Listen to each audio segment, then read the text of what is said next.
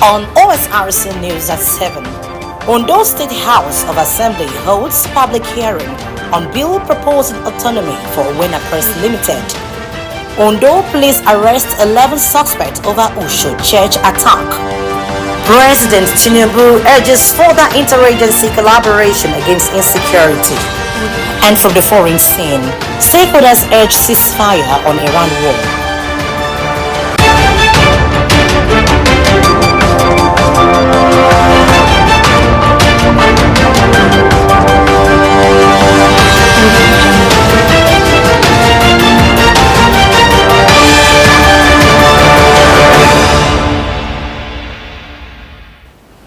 Thank you very much for joining us tonight on the news on Osrc Television. My name is Oyewumi Ayinigbara.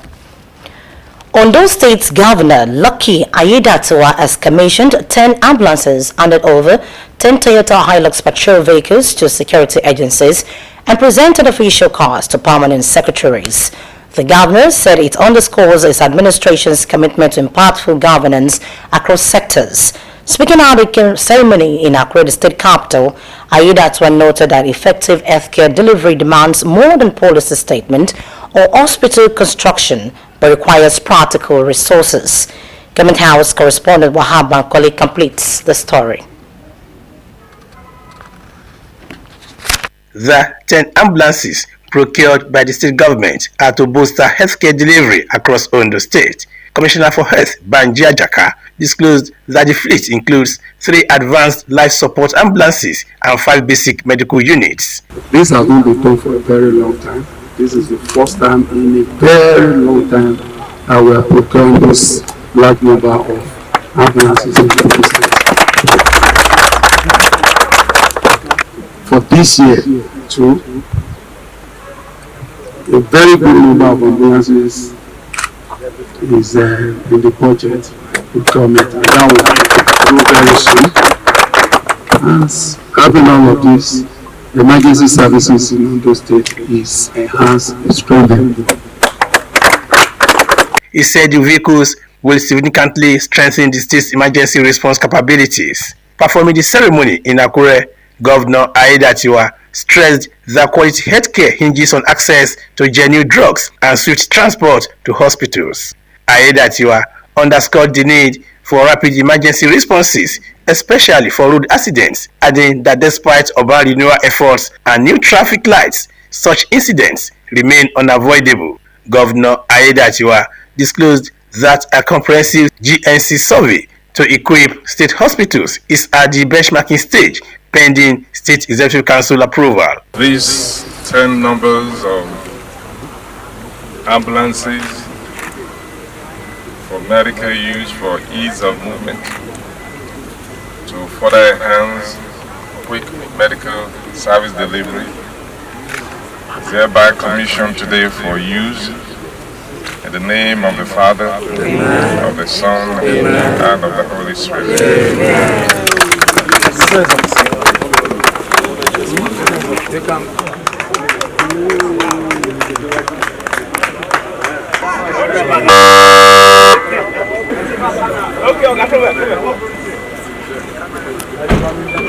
On security, he revealed a donation of 10 high-grade Toyota Hilux vehicles from Sunbed Global Concept, led by Olasukomi Oweye, to enhance operations across the state.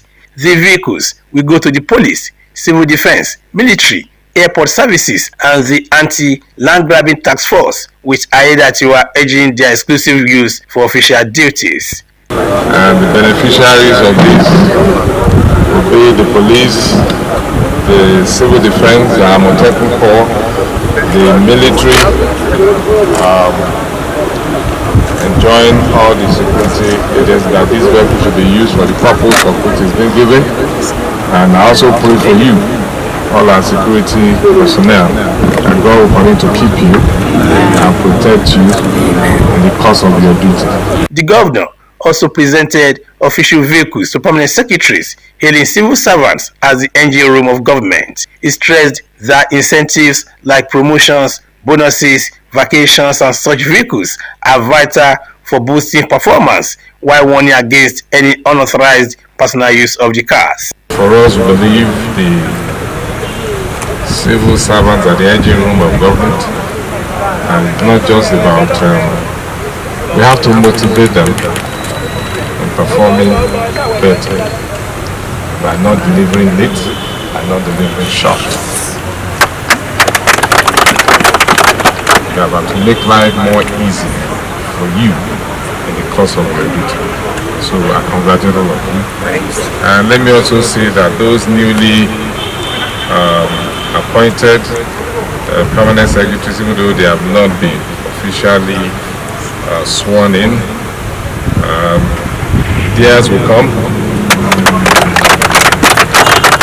Head of Service Bayo Philip said the distribution was the second phase, adding that only about 3 retirees and a new batch of permanent secretaries remain to benefit. Speaking for the permanent secretaries, Yemi Pirishola vowed their loyalty to the government with a commitment to enhance Ondo State's residents' welfare. Wahab Bankole, Osrc News. As of today, the Naira trades about 1,353 to one United States dollar at the foreign exchange market. The big question now is, can the dollar realistically drop to 1,100 Naira in 2026? Is it achievable or just an ambitious target? Adewumi Taiwo examines the key factors that could determine the outcome. For the Naira to move from 1,353 Naira to 1,100 Naira, it would need to appreciate by about 19%. That is a significant shift. Exchange rate movements in Nigeria are influenced by major economic factors. These include foreign exchange supply and demand, crude oil production and global oil prices, inflation levels, foreign direct investment, external reserves, and fiscal discipline. Since exchange rate unification by the Central Bank of Nigeria, the forex market has become more transparent. However, volatility remains due to structural challenges in the economy. Oil earnings remain critical. Higher production and stable global oil prices could boost dollar inflows and strengthen reserves, supporting the Naira. Inflation is another key factor. If inflation declines through sustained monetary tightening, investor confidence may improve, helping the currency. Stronger external reserves would also give the central bank more capacity to stabilize the market. Fiscal discipline is equally important. Without better revenue generation and reduced deficit financing, monetary policy alone may not achieve lasting appreciation. Reacting to the projection, a chartered accountant and former commissioner in Ondo State, Idowu Otetubi, described the 1,100 Naira target as ambitious but possible if supported by structural reforms, improved productivity, and export diversification. Yes, presently we're on 1,353 Naira to the dollar as of today. There was a time we were on about 2,000. So with the reform agenda of Mr. President that is working in all sectors of the economy, early in the year we were on 1,600, 1,500. But today, less than 2 months into the year, we are 1,353. If we are going at that rate, definitely before the end of the year, we will hit 1,100 to the dollar. By the grace of God, because a lot of indices that makes the dollar to fall is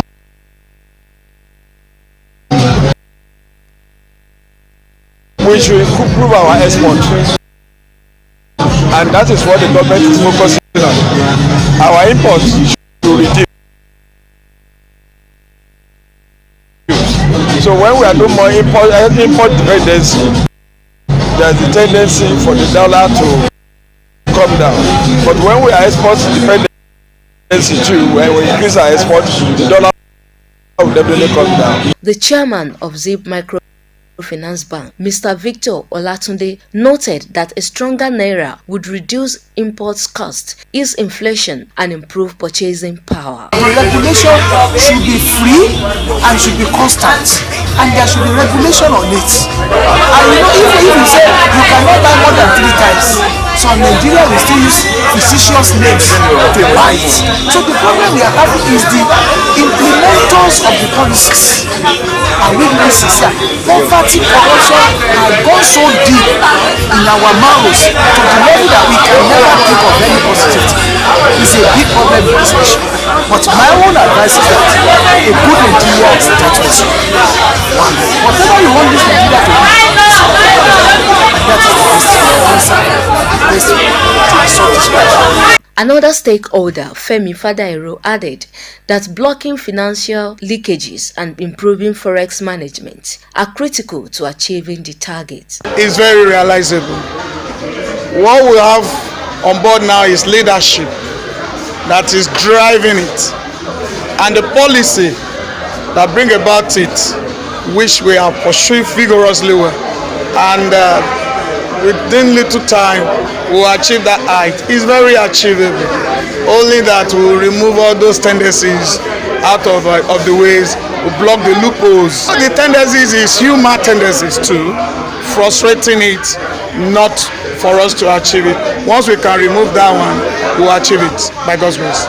Ultimately, whether the dollar trades at 1,100 naira in 2026 will depend on oil earnings, inflation control, reserve growth, fiscal discipline, and investor confidence. Beyond the numbers, the target represents economic stability and policy consistency. The outcome will depend on decisions taken in the months ahead. Adewumi Taiwo, Osrc News. 11 suspects have so far been arrested in connection with the recent abduction of worshippers at a Celestial Church in Ushu community or a local government area of the state. The State Commissioner of Police, Adibowale Lawal, while briefing journalists at the command headquarters in Akure, charged religious leaders across the state to moderate late-night worship activities in view of the prevailing security challenges. Omoriola Mbiji reports.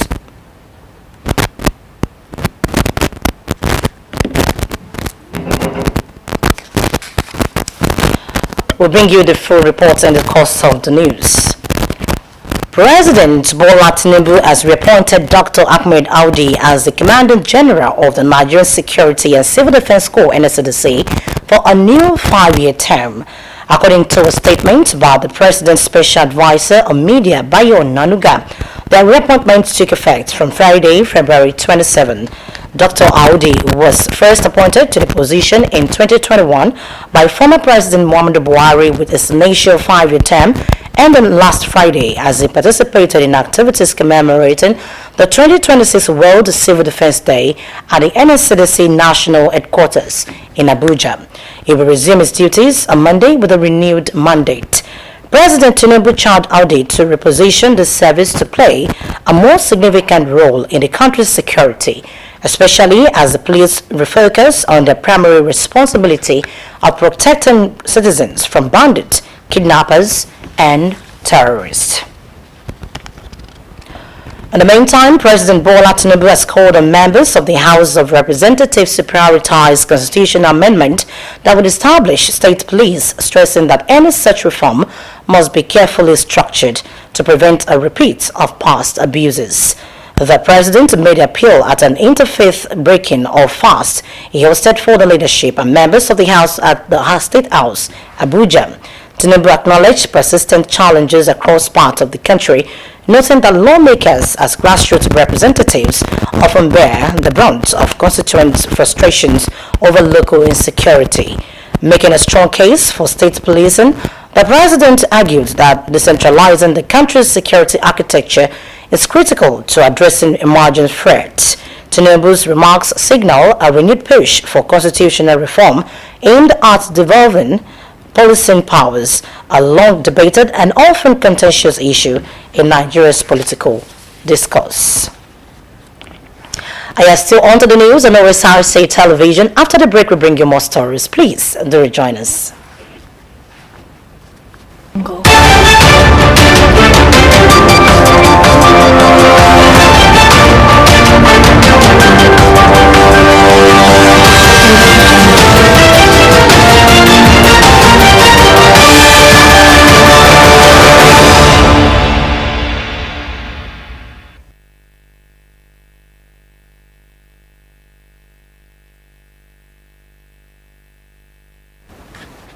Thank you very much for joining us. You can watch us live on our digital channel Moplus 720 and our website www.osrc.ng, or follow us on Facebook at OSRC TV, and on YouTube you can subscribe to our channel OSRC TV Ondo.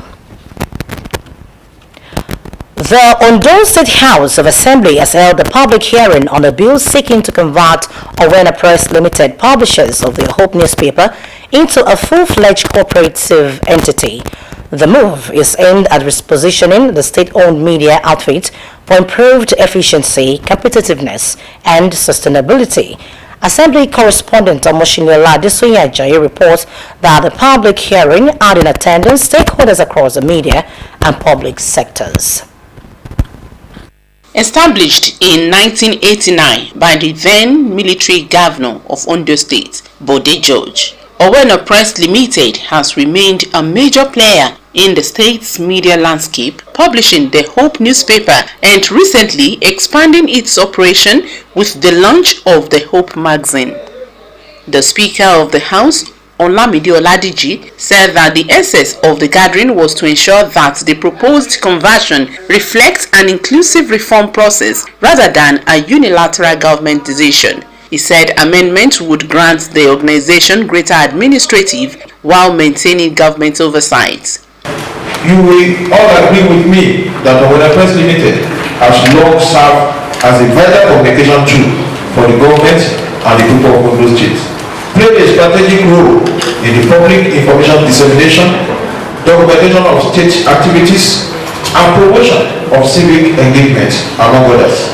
This bill is conceived to reposition Owena Press Limited into a modern, legally empowered institution that will be capable of delivering efficient printing, publishing, and information services to the states. Chairman House Committee on Information, Olatunji Fabiyi, said the proposed bill is designed to strengthen the operational structure of the organization and align it with modern corporate governance standards. The conversion of Owena Press Limited offers significant benefits for governance, the media sector, and the overall development of Ondo State as a whole. The NUJ chairman, Ondo State Council, Leke Adegbite, commended the proposed conversion, calling it a solid step to tackle enduring issues and boost the organization's effectiveness. We have had some governors in the past.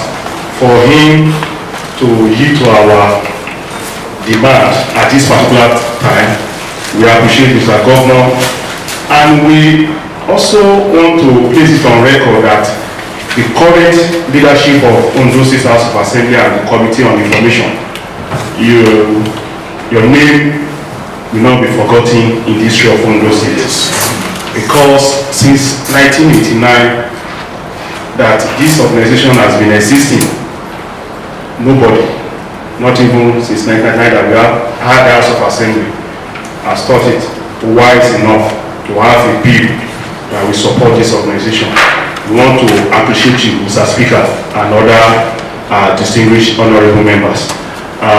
On this note, on behalf of the entire media professionals in Ondo State, we appreciate you and we look forward for accelerated passage of this bill.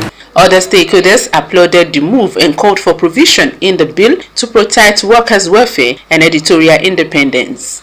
In an interview, the chairman of Owena Press Limited, Kayode Fashua, described the proposed transition as a welcome development that would enhance productivity, attract investment, and expand its publishing frontiers. Yeah, before we even send the bill to the state governor, the proposed draft to the state governor before it now becomes bill, we have keyed into our agenda by embarking on training and retraining of staff members, and then by kitting up all our infrastructure, our upgraded infrastructure in Owena Press, because we already know where we're going, and we are still in the process of doing that.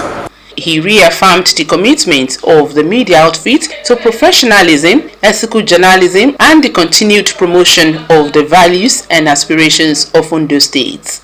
Omoshinyola Adesoye, OSRC News. And now back to the full report and police press briefing. Now we told you that the State Commissioner of Police, Adebowale Lawal, while briefing journalists at the command quarters in Akure, charged religious leaders across the state to moderate late-night worship activities in view of the prevailing security challenges. Omoyola Ngbeji reports. The suspects include alleged kidnappers, armed robbers, hooligans, and individuals accused of unlawful possession of firearms. Dangerous weapons such as guns, shotguns cartridges, motorcycles, Nigerian currency, and other items were recovered as exhibits. Heads of various security agencies, the military, the civil defense, the DSS, non-state actors, Amotekun, Nigerian Forest Guards, local vigilantes, and those who have been giving us information. The Commissioner of Police, Ondo State, Adebowale Lawal, disclosed that the victims of the Ushu Church kidnapping included pregnant women and a mentally challenged person who were reportedly kept in the church for healing and delivery. According to him, 11 suspects have been arrested in connection with the kidnapping through a joint operation involving the police, the Nigerian army, and local vigilantes, adding that one of the 6 abducted victims has been rescued while investigations are ongoing to dismantle the criminal network behind the attack. Ondo State boss suspected kidnapping syndicate arrest 10, recover ransom and operational motorcycle in Akure. On the 23rd of February 2026, following a combined operation between the Command's Anti-Kidnapping Section and visiting PMF personnel approved by the deployment of the Inspector General of Police that immediately passed IGP. To Ondo State as operational support, operatives really mobilized to locations along Ondo Road based on credible and actionable intelligence. The intelligence-driven operation led to the arrest of 10 suspects believed to be connected to the kidnapping syndicate. All the suspects apprehended are Murtala Mohammed, Mustafa Damu, Usman Ibrahim, Amisu Haruna, Ashiru Abdulaziz, Abdullah Sani, Ibrahim Suraju, Noah Isaku, Abdullah Suraju again, and Arabi Ahmed, age 18. The average age is between 18 and 25.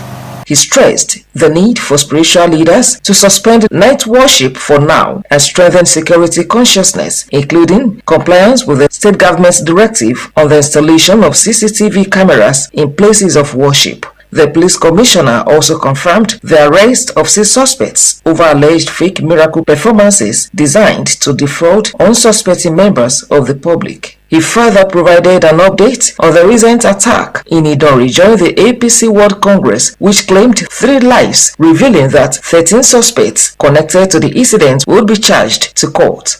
The police boss disclosed that from January to date, the command has recorded multiple arrests across various offenses, adding that 8 kidnapped victims have been rescued so far. Summary of crime statistics and operational activities recorded from 1st January 2026 to date.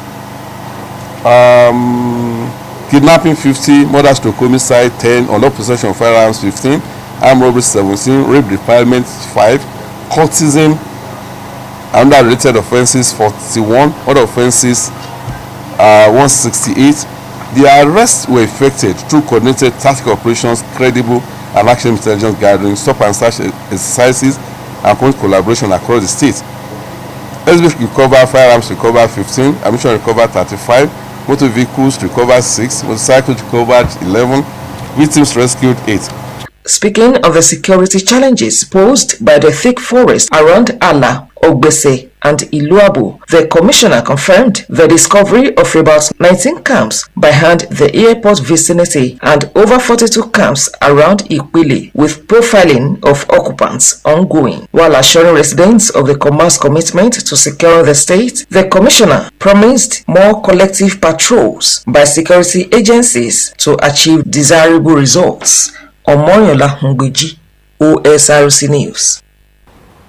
Ondo State Governor Lucky Aiyedatiwa has reaffirmed his administration's commitment to strengthening the Ondo Radio Vision Corporation, Osrc, as the station marks 50 years of broadcasting.